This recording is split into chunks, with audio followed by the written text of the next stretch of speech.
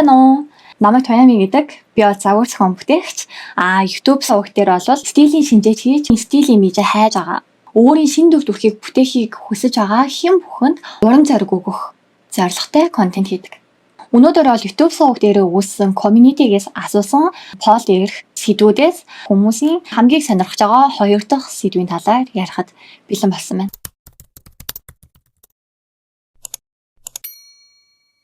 Би бол хавар өнгөтэй, эсвэл би намар өнгөтэй.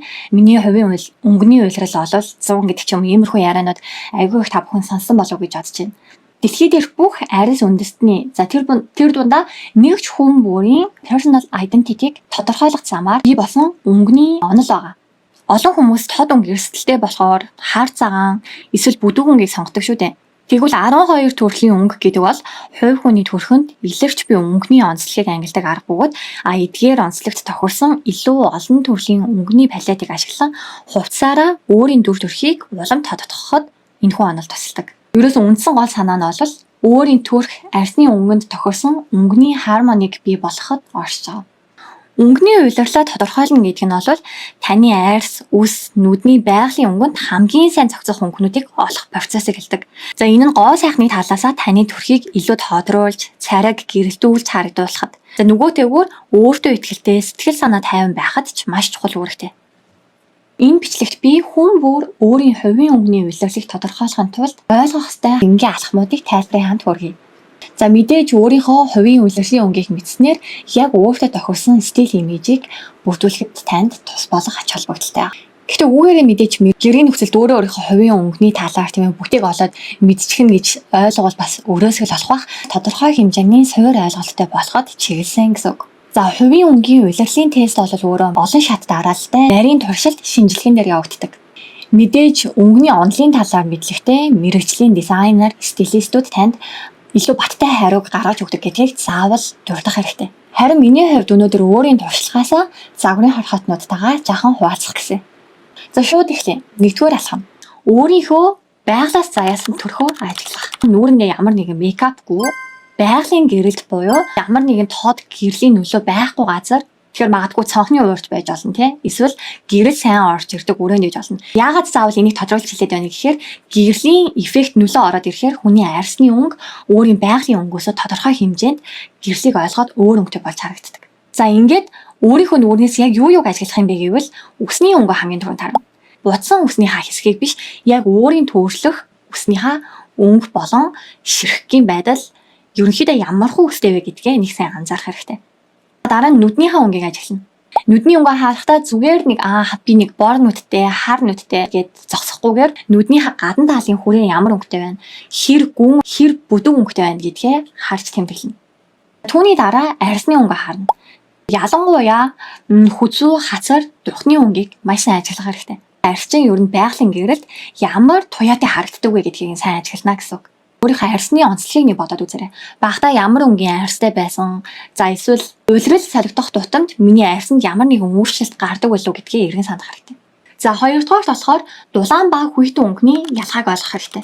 Ерөнхийдөө таны төрхнийг тоорын улбартуу мөн шаргал туяатай байх юм бол дулаан төрлийн хүн. Харин цэл цагаан эсвэл хөхөвтөр боор туяатай бол та илүү хүйтэн өнгөнд хамаарна гэсэн үг. За гэхдээ ийм амархан бас үнэлтийг шууд хийж болохгүй. Энэ бол хамгийн ихний basic өөрийгөө танин мэдэх үйл явц. Шат дараалтайгаар шинжилгээ маань илүү нарийсах болно. За хамгийн энгийн жишээ авах юм бол өнгөний дугуй босоотын эхлэхээр голоор нэг хуваахаар зүүн талд харагдаж байгаа ногоон, цэнхэр, хөх, ягаан гэх мэтчлэн цэнхэр өнгийн тоон илүү давмгай харагдаж байгаа өнгийг бид нэр хүйтэн өнгө гэж ойлгоно. Харин баруун талыг нь харах юм бол баруун талд илүү шар өнгийн бейстэй харагдана. За эдгээр нь бол дулаан өнгөний тоонтой өнгөнүүд буюу улаан, улбар шар гэх мэтчлэн өнгүүд илүү зөнгөсөн байгаа харагддаг. Мөн түүнчлэн ингээд тайлбарлаад хэлчихээр хүмүүс цэнхэр өнгө л бол дандаа хүйтэн, шар өнгө л бол дандаа дулаан гэд бас буруу ойлгочих гээд байдаг. Гэхдээ үүнийг маш сайн сонсоод аваарай. Ямар ч өнгө өөрийн дулаан болон хүйтэн гэсэн тоонтой байдаг гэсэн үг. Жишээлбэл шар өнгө гэхэд хүн болгоны төсөөлөлд шар өнгө өөр байдлаар санаанд нь бууж магадгүй. Ногоон өнгөтэй холилдсон шар өнгө бол хүйтэн шар өнгө. Харин дулаан өнгөтэй холилдсон баг зэрэг улбартуу туяа орсон шар өнгө бол дулаан өнгөтэй. За мөн цэнхэр ногоон өнгө нэлэхээр номин ногоон болдог штеп. За энэ номин ногоон бол хүйтэн төрлийн өнгө болоод харин шаргал өнгө орсон ногоон өнгөийг харах юм бол энэ нь дулаан өнгөд тооцогддог. За бас нэгэн зүйл бол боорон өнгөийг хүмүүс дандаа дулаан уур амьсгалтай гэж эндүрх гэдэг. Тэгэхээр шоколадан боор авах юм бол илүү хүйтэн суйртай өнгөд орчдөг. Харин цэсэн боорон өнгө авах юм бол илүү дулаан өнгө рүүгээ яваад орчно гэсэн үг. Дулаан болон хүйтэн өнгөний ялгаа нь ерөнхийдөө ийм шар цэнхэр өнгөн дээр тулгуурлаад хоёр хуваагдаад байгаа юм байна гэдгийг мэдчихэнгүүт арсны өнгөч гэсэндээ хүн бүр шар өнгөн бэйстэй харин цэнхэр дүү, саарл дүү, хөхтүү юм мэдрэмж төрүүлдэг арсны өнгөийг хүйтэн өнгийн төрөл юм байна гэдгийг нь бас жоохон ялгах боломжтой болно.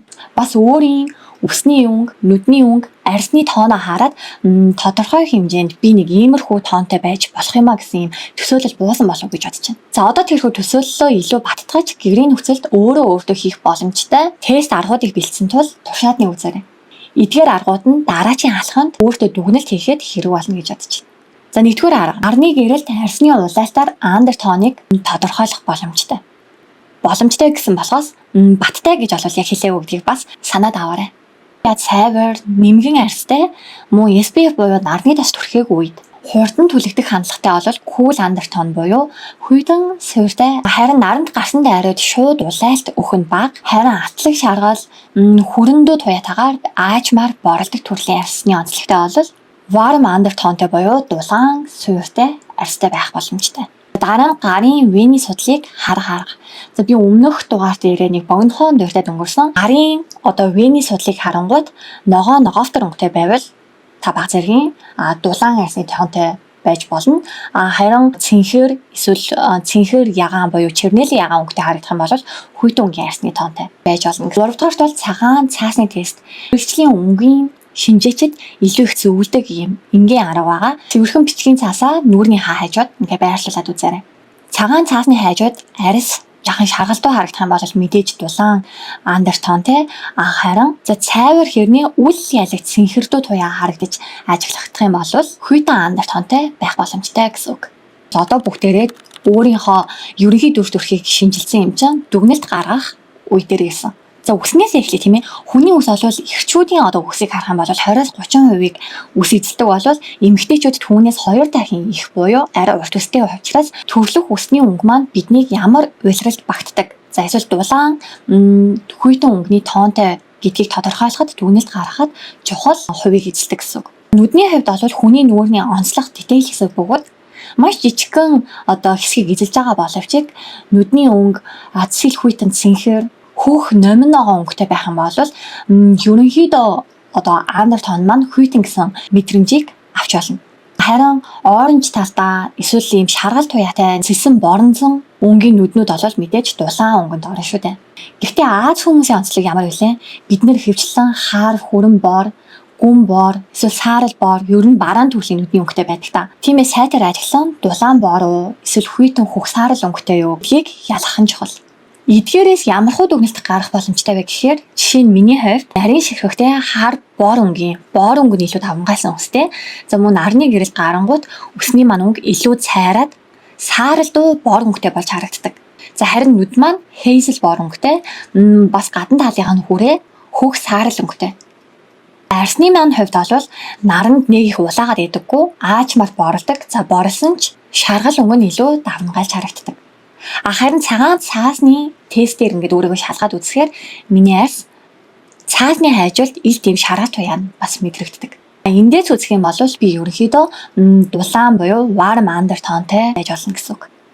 За хэрвээ магадгүй та таасгаар өнгө үстэй, үсний юм шулуун бүдүүн ширхэгтэй, за мөн нүдний өнгийг харахаар хар хөх, за наранд харахаар арьс нэлээд цагаан харагддаг. За мөн нарны гэрэл авахаараа амархан улаачдаг ч юм уу иймэрхүү арсны онцлогтой байх юм бол та хүйтэн суйртай буюу хүйтэн андертонтой арстай байх боломжтой гэсэн хамгийн ихний ерөнхий жишээ гарах боломжтой.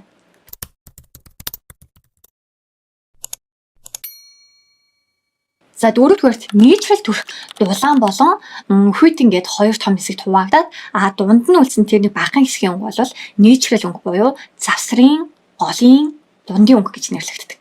Магадгүй та саяны дээр хэлсэн 1-3 хүртэлх алхам албуудаар тийм ээ өөрийнхөө ерөнхий төрхийг ингээ ажиглаад байсан чинь нэг бол хүүтэ харагдаад, нэг бол дулаан харагдаад яг дулаан хүүтний аль нэгнээр нь бууж чадахгүй тохиолдол байна. Зарим хүн тод хүйтэн ч биш, тод дулаанч биш. Өнгийн тооны арьстай байх боломжтой байдаг. Энэ тохиолдолд бол нийчрэл өнгө буюу завсрын өнгөнд хамааруулах боломжтой. Гэхдээ нийчрэл тоонд хамаардаг хүмүүс ингээд ажиглаад ахаар ихэнхдээ айл нэг тал руугаа арай жоохон хэлбийсэн байдаг. Заримдаа надад хүйтэн өнгө буюу одоо цэл цав цагаан өнгө миний арьсанд ингээд гигээ татж байгаа юм шиг харагддаг хэрнээ. Дулаан суурьтай өнгө ivory эсвэл beige шаргал өнгөийг ингээд өмсгөхөөр тайван эрүүл мэдрэмж төрүүлээд байдаг. Энэ хүн өнгөний дулаан хүйтэн завсрын гэх мэтчлэн энэхүү ойлголтыг анхандаа хаалгахад ялахад юу нь бол жоохон хүндрэлтэй байдаг. Гэхдээ дадлага хийгээд олон өөр төрлийн өнгөнүүдийг ингээд хараад хахаар нүд аяанда дасаад гэх юм одоо өнгөний ялгаануудыг нь амархан таньж чаддаг болдог. За гэрийн нөхцөлд энэ ялгааг яаж хийх вэ гэхээр өөртөө байгаа хувцснууд дээрээ туршилт хийж болно тий. Гэрийнхийнхаа хүмүүсийн хувцсны шүгэнээс жоохон тусламж авах гэлээдэггүй. Тэр гэртээ байгаа гишүүдийнхаа бүх өнгийн хувцснууд ингэж өөрч урдаа тавьж агаад аль нь хүтэн, аль нь дулаан вэ гэдгийг хэрвээ та үнэхээр өнгөний талаар сонирхож байгаа бол ажиглаад нэг үзээрэй. Маш сонирхолтой туршилт авах болно. За 5 дугаарт яагаад хүний арьсны төрлийг ийм ингэж төвөгтэй болгоод дөрвөн улиралд хуваагаад түүнийг өөр олон төрөл бас давхар хуваагаад яваад байгаа юм бэ? Зөвхөн дулаан арьстай өнгө, хүүтэн арьстай өнгө, завсрын хүн гэдэг ингэж тодорхойлчих болоогүй мүү гэсэн асуулт бас гарах байх. За тэгэхээр яагаад дөрвөн бүлэгт тийм ээ дөрвөн улиралд зориод хуваагаад байна вэ гэдгийг нийт төрхний одоо цайвар эсвэл барааныг тодорхойлохын тулд мөн тод эсвэл зөөлөн өнгө хоёрын алинд нь илүү зохицдог. За эцэст нь мэдээж дулаан тоон уу, хүйтэн тоон уу энэ хоёрын аль руу илүү хэлбийсэн байгаа вэ гэдгийг илүү тодорхойлохын тулд дөрвөн улиралд хуваах шаардлагатай болсон байдаг. За тэгвэл бүгдээр энэхүү дөрвөн улирлын арьсны өнгийг ер нь хоорондоо ямар ялгаатай юм бэ гэдгийг нь жишээ зургнуудыг харж агаад mood board харж агаад нэг дүн шинжилгээ хийх гээд үзье. Зуны улирлаас эхлэе. За зуны улирлыг тэр чигээр нь төсөөлөхөөр танд хамгийн түрүүнд юу толгойд нь буудаг вэ? За магадгүй хүн болгон харилцан адилгүй зүйлсийг зунаар төсөөлөв гэж болох юм.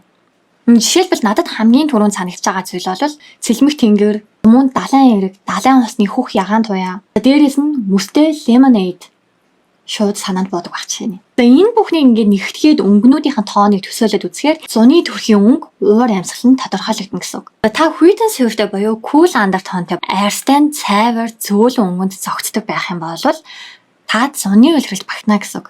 За зуны өнгөнүүд бол хизээж хууц тод ерөөсөө байдаггүй. Харин эсэргээрээ уусан, гэрэлтсэн, тийм зөөлөн soft мөдтэй байдаг. Байгаль дээрх ямар ч өнгийн хамгийн сэрүүхэн зөөлөн сүйдэрлэх хувилбарыг зуны төрлийн өнгө гэж хэлдэг. Энэ төрлийн хүмүүсийн хувьд хит тод хууц асан өнгө нь төрхийг илт дарсан мэт харагдуулах бол ягаан мөсөн ногоон гүн саарл зөөлөн пастел мөнгөлөг зэрэг өнгөнүүд нь тэдний арьсыг илүү гэрэтүүлж өгдөг. За зуны төрлийн арьсны өнгөтэй хүнд бол нэмгэн гэлтгансан шифон, органза, зөөлөн хөвгөн торог, нэмгэн таар, тийм уян намирсан шифон материалууд илүү тохиромжтой байдаг. Харин металл эдлийн хувьд яахын аргагүй цагаан алт, мөнгө гялгаар ган гэх мэтчлэн металл эдлүүд хамгийн сайхан тохиордог байна. За харин атлаг үнэт хэдлэл бол зуны хүйтэн төрхийг хөвчлэн хүнд ядраасан мэт харагдуулах эрсдэлтэй байдаг. Нэг өгүүлбэрээр зуны улирлын өнгөтэй хүн бол үе шиг хит хүйтэн биш ч lemonade-ийг сэрүүн татан мэдрэмжээр илэрхийлэгддэг. За одоо тэгвэл өвлийн хүн ямар авах вэ? Under тоон нь дулаан байх болов уу, хүйтэн байх болов уу? Үүнийг мэдхийн тулд хэдүүлээ өвлийн mood board-ыг хараад үзье. Цас мөсний орноос сан чаргаа хүлэглээд гэд шүлэг байдаг штэ. Надад бол өвөл болохоор хамгийн түрүүнд энэ шүлэг санаанд ордог байхгүй юу? За бас өвлийг төсөөлөхөөр халуун шоколад байраад нэг бүйдэнгийнхаа буланд шидээд нэг өдөржингөө хөвтмөр санагддаг штэ. Хамгийн гоё зүйл бол яхаа аргагүй шинэ жилийн баяр. Яг л шинэ жилийн баярын гэрэлт гудамжууд шиг тод асан гэрлүүд санаанд буудаг. Яг л ийм mood board шиг хэрвээ та хүйтэн under тоонтой хар ус тод нүд хөмсгтэй төрхтэй болвол өвлийн улиралд хамаарна гэсэн үг. Бүгдээрээ Disney-ийн цасан цагаан гүнжийг нэг санаад үзээрэй. Цэвэрхэн цайвар арьс, өтгөн хар хөмсг, хуурц өнгийн урал гэх мэт маш өндөр контрасттай дүрдэг. Гэхдээ бас хүйтэн суурьтай хүмүүс дандаа цасан цагаан шиг цав цагаан цайраатай байгаад байдаггүй. Ерөнхийдөө харахад хөрслөг бордуу арьстайч хүйтэн under тоонтой жишээнүүд олон байдаг. Өвлийн төрлийн хүмүүс ихэвчлэн хүчтэй тод өнгөнд яг л чийдэн хасаасан мэт тодорч харагддаг. Өвлийн өнгөтэй хүнд гүн хаар, цасан цагаан, гүн улаан, цахилгаан цэнхэр, За мөн гүн ягаан, хүйтэн саарал, гялалцсан мөнгөлөг, цаашлаад мөн неон өнгүүд ч маш сайхан цогтөг. Мөн металл эдлийн хувьд бол хамгийн супер цохох өнгө бол мэдээж мөнгөлөг эдэл. Цагаан алт, платинум, хүйтэн өнгийн ган илүү тохиромжтой. За мөн цүнх гутал аксессуаруудыг сонгохдоо ч хар савхан, эсвэл хүйтэн бор, гялгаар, неон ягаан, хүйтэн улаан, мөн лакан гөлхөр, хуурц гэрэл ойлгодог материалууд зайлшгүй зохино. Харин одоо таны арьсны андертон дулаан суурьтай шаргалдуу гүн өнгөнд цогцдог бол та намар төрлийн хүн байх боломжтой. Намар гэхээр бидний сэтгэлд хамгийн түрүүнд буудаг зүйлс юу вэ? Шаралсан навчис, бас шаршгинсан дуу чимээ. За хамгийн гоё зүйл нь бол халуун кофе, халуун американо, номын шаралсан хуудас ч гэх юм уу. Энэ бүхнээс л намрын өнгөний ерөнхий дүр төрх нь тодорхойлогдох болно. Намрын төрлийн хүмүүсийн онцлог нь арьсны өнгө нь шаргалдуу эсвэл тоорын туяатай, үсэн цэсэн бор, эсвэл бор хүрэн, дулаан шар туяатай байж болдог. Нүд нь ногоон бор, зөөлөн шаргал бор, эсвэл цэслэг туяатай. Ерөнхийдөө ингээд нийт төрх нь дулаан гүн мэдрэмжтэй байдаг. Тэгвэл өнгөний сонголт хийхдээ улбар шар, цэсэн бор, улаан хүрэн, мөн хулууны өнгө, за олив ногоон өнгө, зөөлөн бор, хейзел өнгүүдийг сонгох нь зүйтэй байдаг. Торгон давуу, ноос материал хамт хилэн давуугаар хийгдсэн хувцсыг илүү санал болгодог. За аксессуарын хувьд бол алтлаг үнэт эдлэл, хөрөл гэх мэтчлэн эдлэлүүд бол намрын төрлийн хүмүүст хамгийн сайн зохицдог. За хамгийн сүүлд та бас л дулаан өнгийн арьсны суурьтай цайвар төрхтэй тод өнгөнд гэрэлтдэг бол та хавар төрлийн өнгөтэй гэсэн үг. Хаврын тухай бодоход надад хамгийн түрүүнд бол анхны хайрын тийм дурсамжууд санаанд ордог. Яг хүн болгоны санаанд ордог зүйл өөр ах л да. Гэтэ ер нь хараад ахаар хавар гэдэг үйлрэл өөрөө нэг тийм гэгээлэг, цэвэрхэн, хөнгөн, романтик мэдрэмжийг төрүүлдэг гэж юу? Яа нөгөө өвлийн үедээ эхэлчээс наадмын анхны дулаан туяа ээж эхэлдэг үе байдаг штэ. За бас ургамлын нийлх навчис Азийн зарим оронд сакура дэлгэрхтэй холбож төсөөлөгддөг. За мөн Монголд бол хөх яргуу, шар гонд, цэнхэр ягаан цэцгэс гээд бидний хүүхэд насыг санагдуулам тэр анхны өнгө, үнээр, дуу чимээ, зөөлөн салхи мэдрэгддэг буюу хаврын төрхийн онцлог бол цаанаасаа гэгээлэг дулаан мэдрэмж өгч идэг. Хаврын төрлийн хүмүүс ихэнхдээ бол арьсан цайвар, тоорын туяатай өнгөлөг гэрэлцэн мэдрэмжтэй байдаг.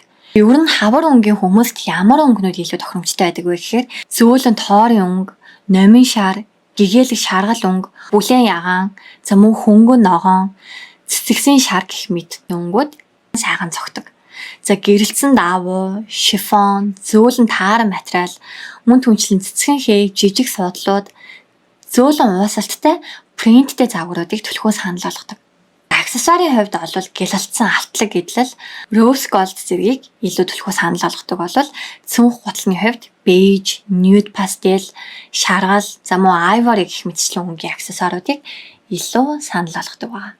За ингээд эцэст нь дүгнэхэд бол бүх улирлын өнгөнүүд өөр хоорондоо харилцан адилгүй өөр өөр ингэсэн онцлог шинж чанартай байгааз энэхүү хоорондоо ялгаатай дөрвөн төрлийн өнгө маань дотроо 3 жижиг дид бүлгүүдээр гэх юм уу дид төрлүүдээр бас хуваагдаад нийтдээ 12 өөр төрлийн өнгийг бүтээдэг. Тэр өнөөдрийн бичлэг дээр ингээд бүх 12 төрлийг нэг нэгээр нь ярих гэхээр бичлэг маань хэтэрхий урт болох гэдэг тул эхний ээлжинд энэхүү үндсэн дөрвөн улирлын төрлөөс өөрт хамгийн төхөхийг нь олж тогтоох нь бидний хамгийн чухал эхний алхам болох болно. Тэгэхээр дээр дурдсан миний 5 алхамд суур жишээнүүд дээр тулгуурлаад өөр дээрээ нэг анализ хийгээд үзээрэй. Та ямар улирлын хүн байх вэ? Хэрвээ танд тус бичлэг хувийн өнгө тодорхойлоход ч бага жолов тусалж чадсан бол түнчлэн үргэлжлүүлж үлдсэн өнгөний төрлүүдийг илүү сайн дэлгэрүүлж олж мэдмээр байгаа бол комент хэсэгт сэтгэгдэл бичиж үлдээгээрэй.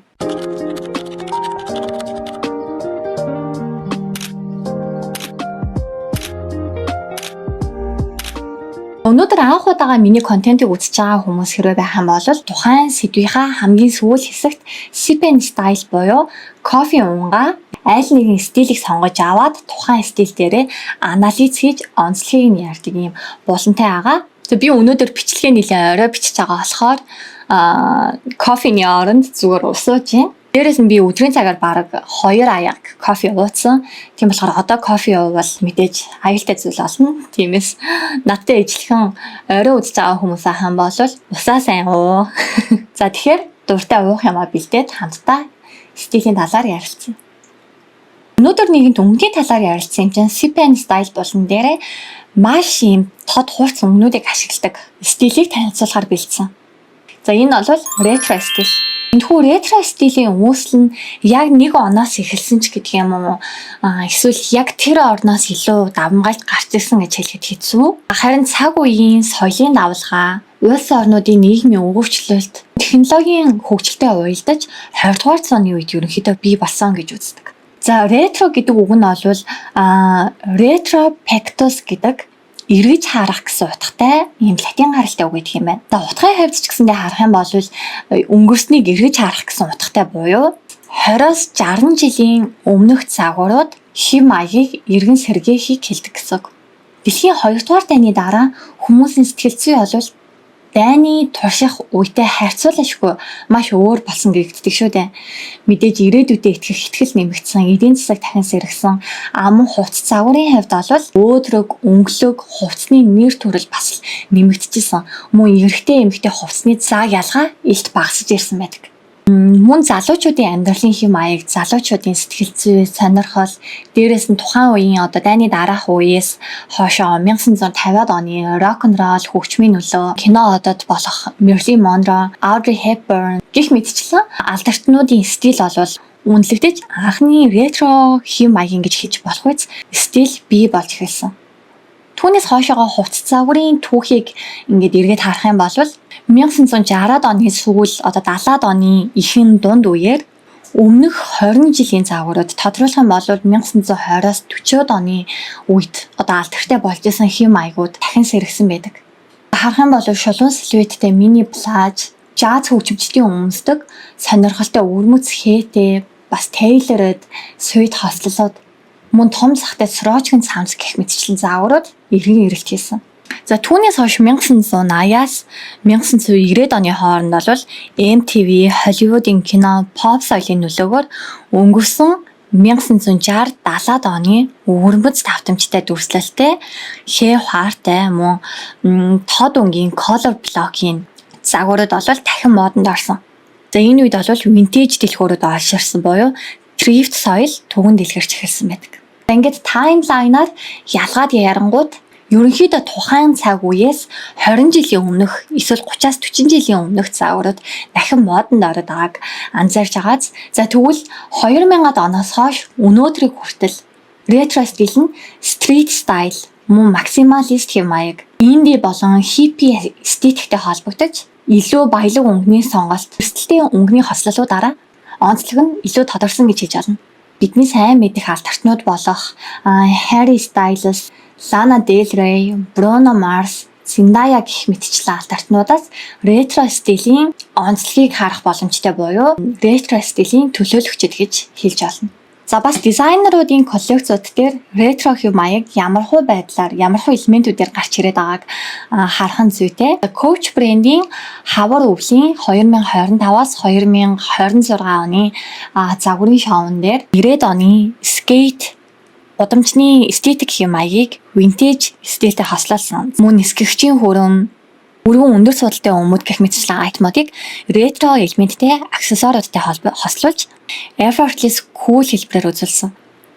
За мөн саяхан ганцхан сарын өмнө гарсан Kenzo-гийн 90 жилийн хавар зууны коллекцийг харах юм бол 90-ад оны ностальжийг харах боломжтой. Гудамжны хэм маягийг Andy Warhol-ийн арт принтүүдтэй хослуулж урлагийн клубын соёлын элементүүдийг цэцгэн хээ, за граффити арт, картун принт хэм маягаар гаргасан нь ретро болон контемпораrig маш мэдрэмжтэй хослуулсан өвөрмөц хандлага байлаа гэж харагдаж байна. За тэгээд би YouTube суваг дээр дараачихаа контентыг бэлтжиж байхдаа, судалгаа хийж байхдаа гэх юм уу загварын шоунуудыг бас үзсэн. Тэгээд ерөнхийдөө 2025-аас 26 оны vintage болон ретро хэм маяг маш хүчтэй орж авч байгаа харагдсан. За ретро стилийн хамгийн чухал онцлог нь бол яахан аргагүй тод өнгө болоод тод хээнд оршдог. Тод өнгөний хувьд шар, улбар шар тийм ээ, чернилэн ягаан, цэнхэр, за тэр дундаа бүр неон өнгөнүүд гээд хальт ингээд хараад өнгөрөхөд хоорондоо нэг юм тохирохгүй хурц контраст үүссэн өнгөнүүдийг ингээд хослуулсан юм шиг хэрнээ ерөнхий бүтэн лукийг нь харангууд ретро хэм маягийн эстетикээр холбогдсон донжтой, цогцолтой харагддаг. За хээний хувьд болохоор нөгөө polka dot буюу цэгтэй загварууд, дээрэс нь checkered hair буюу дүрвэлжин судалтай загварууд, босоо судалтай материалууд бол яхан аргагүй багтдаг. Бас ретро стил дээр түлхүү ажиглагддаг материалууд гэж байна. Velvet, denim, сүлжмэл, торгон гялгаар синтетик даав материалууд, tweed материал, denim буюу джинс материал гэх түлхүү ажиглагддаг байгаа.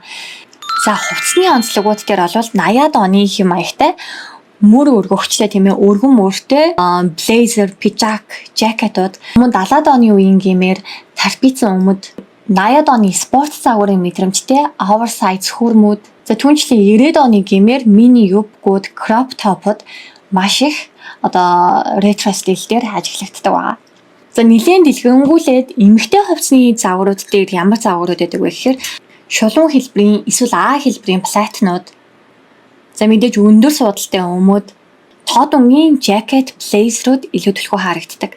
Харин эрэгтэйчүүдийн хувцлалт дээр болохоор өргөн цахтай сорочкын цамц, спорт хүрэн, бермуда шорт, бас л өндөр суудалтай брюкүн өмд, за тэгээд ууртаа зурагтай эсвэл хатгамалтай, сарвчтай малгаанууд, тод өнгийн аймс гэх мэтчлэн хувцснууд эрэгтэй хувцснээр илүү түлхүү харагддаг. За нэгэн таймс малгай руу яваад орсон юм чинь ерөнхийдөө ретро стилийн аксессуарууд нь бас энэ ретро хэм маягтай гэд шууд танигддаг. За жишээлбэл Breton малгай, bucket малгай, түрүүн хэлсэн сарвчтай малгай. За нүдний шилний хувьд болохоор том муурын хэлбэртэй эсвэл том өргөн хүрээтэй дөрвөлжин нарны шил тийм ээ хүрээний янз бүрийн өвөрмөц өнгөнүүдтэй неон өнгөтэй ч юм уу эсвэл оранж агаан өнгөтэй ч юм уу тий. Дугуй хүрээтэй John Lennon маягийн загварын нүдний шилнүүд бас энд ордог.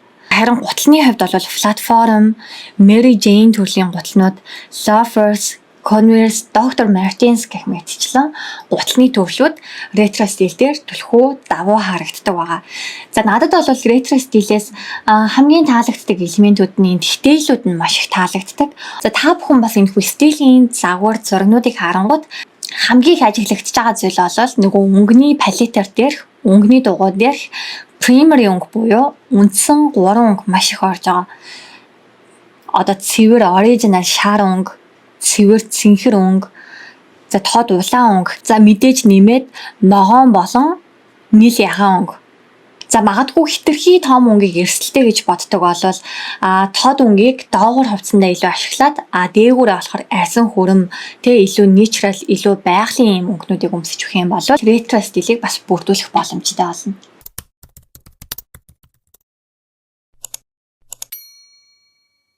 За ингээд энэ хүртэл надтай хамтдаа байсан та бүхэндээ баярлалаа. Хэрвээ та хувцас загварын салбарт сонирхолтой, өөрийнхөө стилийг өөрчлөхөөр төлөвлөж байгаа бол зөвхөн YouTube дээр styling guru сувгаас гадна Instagram дээр styling guru аккаунтыг мөн follow дарснаар илүү өдөр тутмын стил юм маягуудыг пост мэдээллээр хүргэдэг байгаа шүү.